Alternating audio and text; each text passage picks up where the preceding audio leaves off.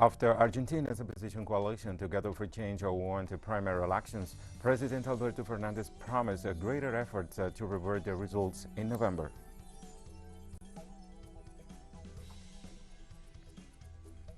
Polling stations opened in Norway to hold parliamentary elections. Surveys showed the center-left win as the favorite to regain power.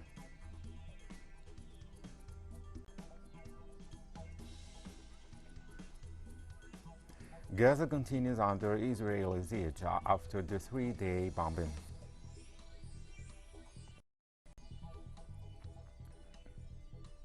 From the Telesur studios in Havana, this is from the south. I'm Bray Gomez. We begin with the news. Under stern health measures and with some delays in voting and counting due to the COVID-19 pandemic, Argentinians went to the polls on Sunday. With similar results to the 2017 midterm elections,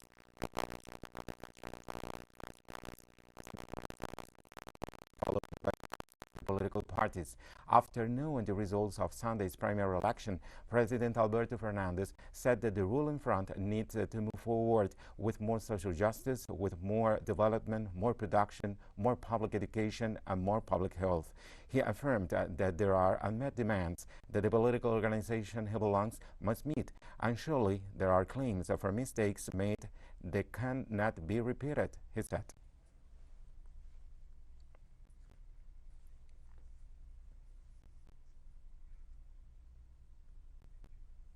17 heads of state, 2 vice presidents, and 9 foreign ministers and other high-level authorities will attend the summit of the Community of Latin American and the Caribbean States, CELAC, in Mexico on September 18th. Mexican Foreign Minister Marcelo Ebrard has already stated on several occasions that the leaders will prepare a proposal to be submitted to the United States and Canada to replace the OAS, accused of interference with another regional organization in solidarity. After the CELAC heads of state and government conclude their dialogue, a proposal regarding the future of OAS will be presented to the U.S. and Canada during the first half of 2022.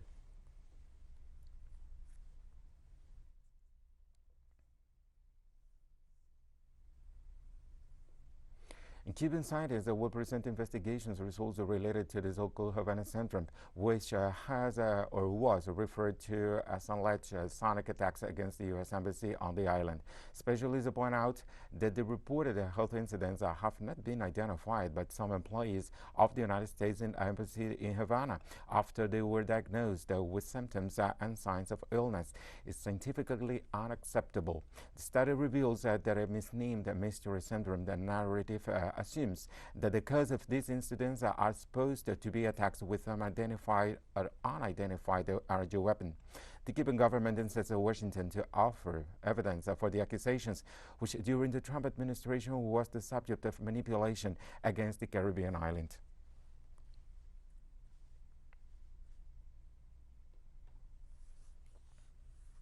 Haiti's main political forces reached an agreement to establish a transition government until the holding of presidential elections and the constitutional referendum next year. The agreement established a consensus government in which the figure of provisional president disappears.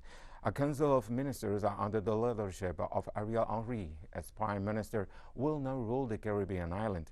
The opposition forces highlighted that the negotiations allowed the integration of the diaspora in the formation of a new provisional electoral council, the release of political prisoners, and a commitment for the reestablishment of security and dismantling of gangs. The agreement established the holding of presidential elections by the end of 2022. It also included a National Constituent Assembly made of 33 members appointed by institutions and civil society organizations that will have 3 months to prepare a new constitution to be voted in a referendum by Haitians.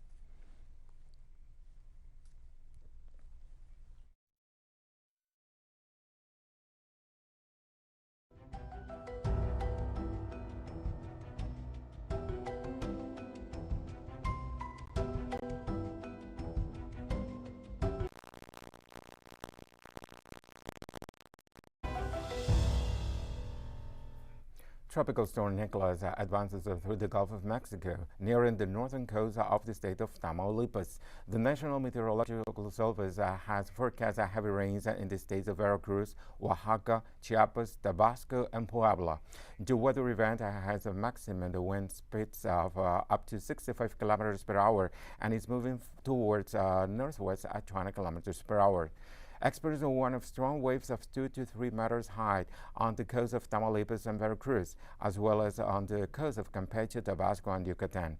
The National Weather Commission has called on the inhabitants of the Gulf to take extreme precautions as it foresees that Nicholas could turn into a hurricane off the coast of Oaxaca.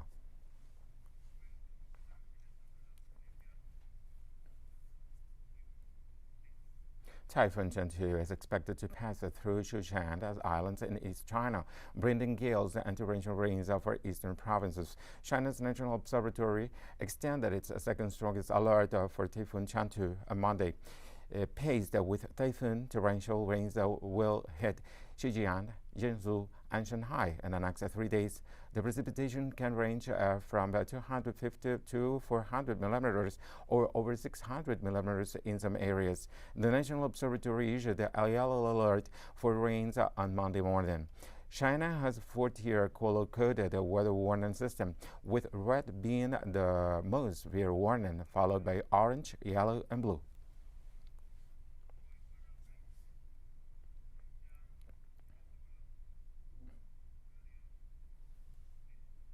Typhoon Gaza hit the Philippines, leaving at least 17 dead and causing hundreds to evacuate.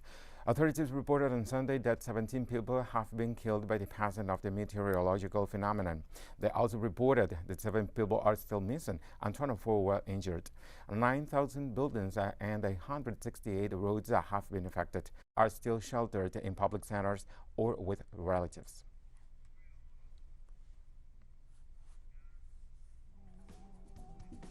We'll be right back after a very short break.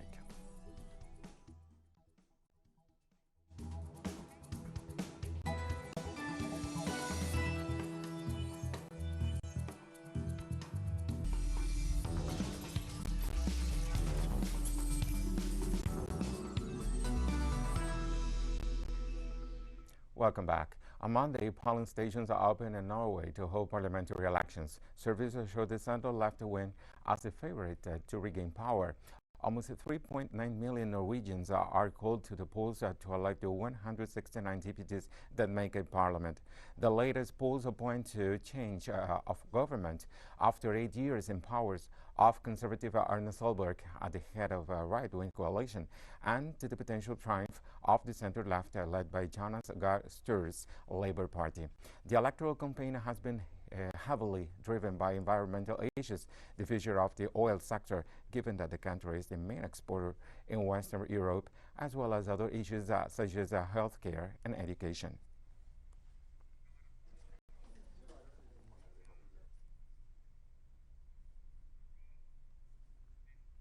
The mayor of Paris, Anne Hidalgo, announced on Sunday her candidacy for the 2022 France's presidential election, represented the Socialist Party. Hidalgo was the first woman to be elected mayor of the French capital, and she now hopes to become France's first female president. Today I am ready.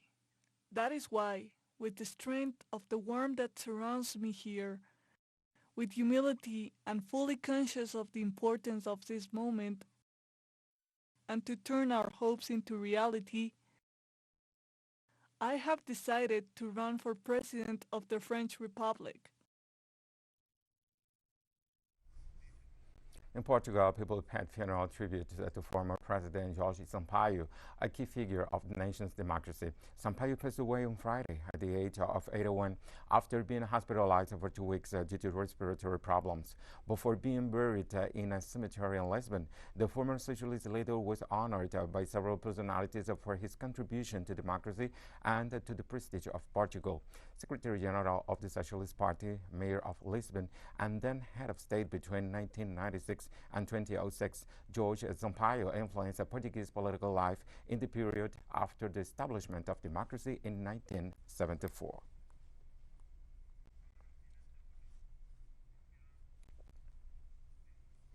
In the Netherlands, thousands of demonstrators took to the streets to protest against housing policies with a massive rally in Amsterdam's western part.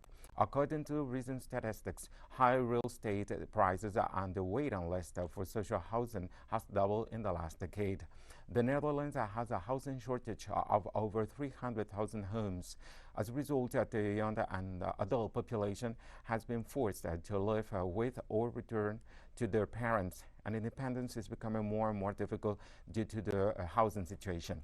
Thousands of young people demonstrated peacefully, demanding that the state seek to correct and improve the situation. More than 200 organizations, including trade unions and environmental organizations, joined demonstrators. Other actions are planned throughout the country in the coming weeks.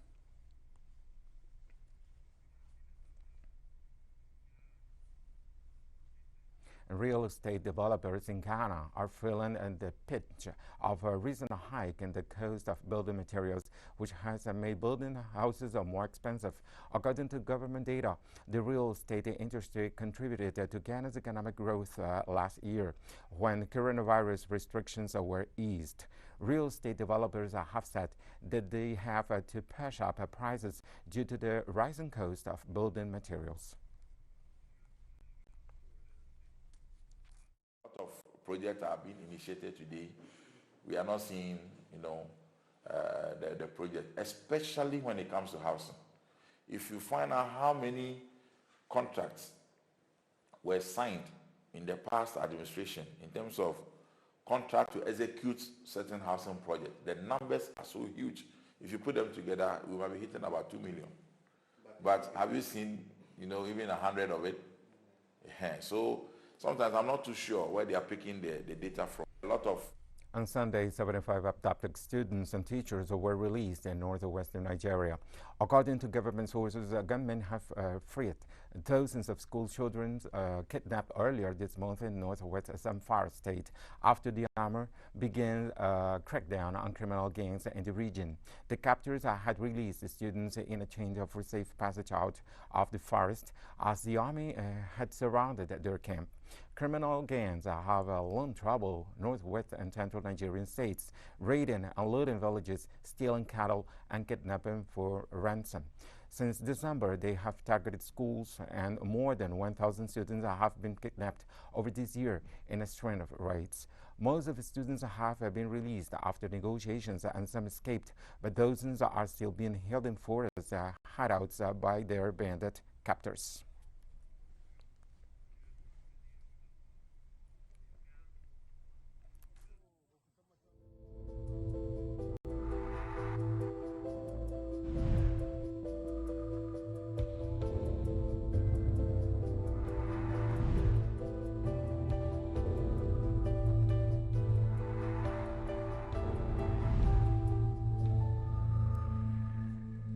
Vietnam will extend the confinement of its largest city, Ho Chi Minh, until the end of September, as it is the epicenter of the country's most devastating COVID-19 outbreak so far. According to local authorities, Monday statements that the extension will be enforced until late September, although the officials had set September 15th as the headlines to have the epidemic under control. The persistence of infections and fatalities with an overwhelmed hospital system has led them to extend the deadline by 2 weeks, while the outbreaks are isolated and the vaccination campaign is accelerated.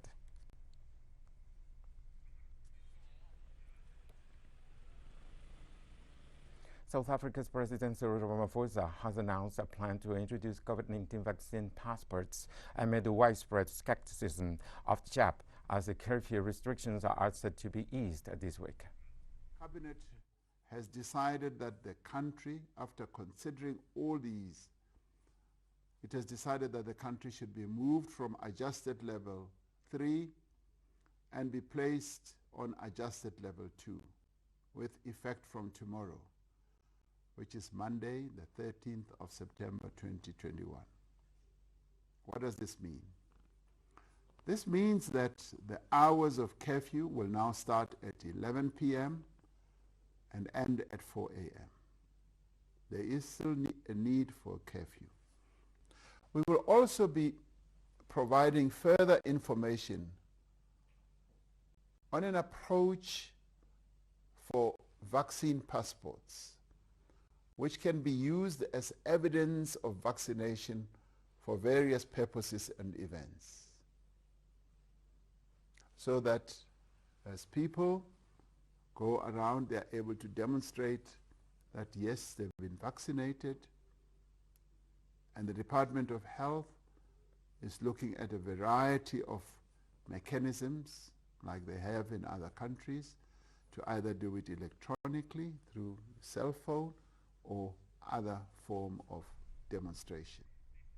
By the way, Africa crossed the brink of 8 million cases of COVID-19 after a third wave of the pandemic hit the continent. According to reports from the Center for Disease Control and Prevention, more than 200,000 people have died from COVID-19 and about 7 million have recovered. Africa has only fully vaccinated 3.18% of its population of about 1.3 billion people. Health authorities will out achieving the target of vaccinating 10% of the population by the end of September.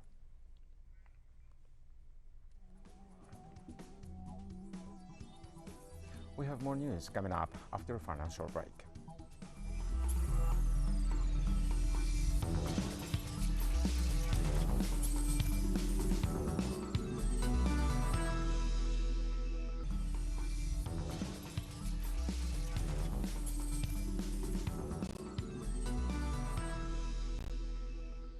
Welcome back. The Gaza Strip was shelled by Israel for the third consecutive night. At least 3 rockets hit the north of the coastal enclave, causing material damage. The number of casualties is still unknown. Israeli fighter jets also bombed different locations in the city of Beit Lahia, Rafah, and Han Yunis, causing material damage and fires, while nearby houses were also affected. No casualties were reported in any of the attacks. According to Israel, which daily visits the Palestinian population, the attacks were in response to the launching of a rocket from Gaza into Israeli border towns.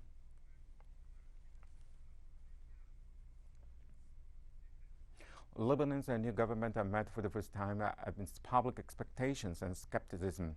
The newly formed 24-member cabinet held its first meeting at the presidential palace in Baabda.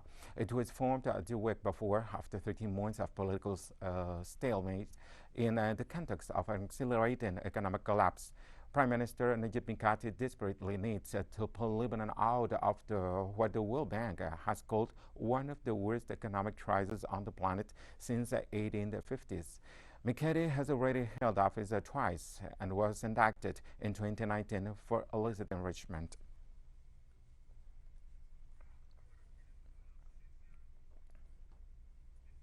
In Thailand, a protester was run over by security forces during demonstrations demanding the resignation of Prime Minister Prayut Chan-o-cha and his cabinet. The incident occurred after a day of protest in the central district of Dinh Dien in Bangkok. Security officers violently repressed the demonstrations with tear gas and rubber bullets. Citizens remain in the streets after Prime Minister Prayut Chan-o-cha won a confidence motion before the Thai Congress.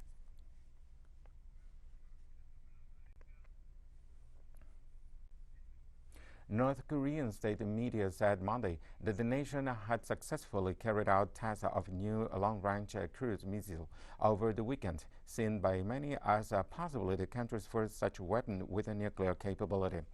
KCNA said the missiles are a strategic weapon of great significance and flew 1,500 kilometers before hitting their targets and falling into territorial waters during the test on Saturday and Sunday.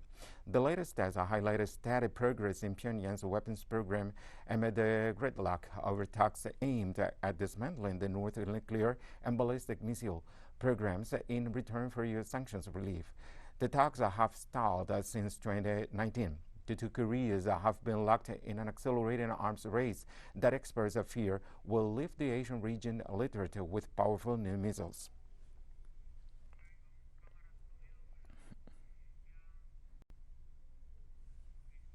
And after North Korea tested its new long-range cruise missile, China's foreign minister called Monday revealed relevant sites to keep their restraint and actively engage in dialogue. China has always upheld maintaining the peace and stability of the Korean Peninsula and advocates resolving issues through dialogue and consultation. China calls on relevant sides to keep their restraint, work together in the same direction, and actively engage in dialogue and contact, and continue to make progress towards a political solution to the peninsula issue in accordance with the dual-track approach and the principle of phase synchronization.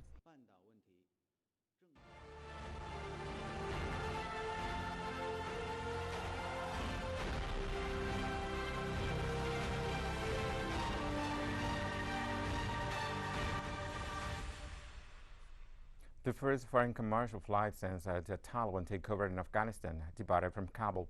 Pakistan International Airlines planes made a return flight from the Afghan capital to Islamabad. This first international commercial flight gives a hope to thousands of Afghans still desperate to leave the country. Kabul airport was left in shambles after the U.S.-led forces ended a chaotic evacuation of more than 120,000 people. The Taliban have since rushed to get it back up and running with technical assistance from Qatar and Turkey.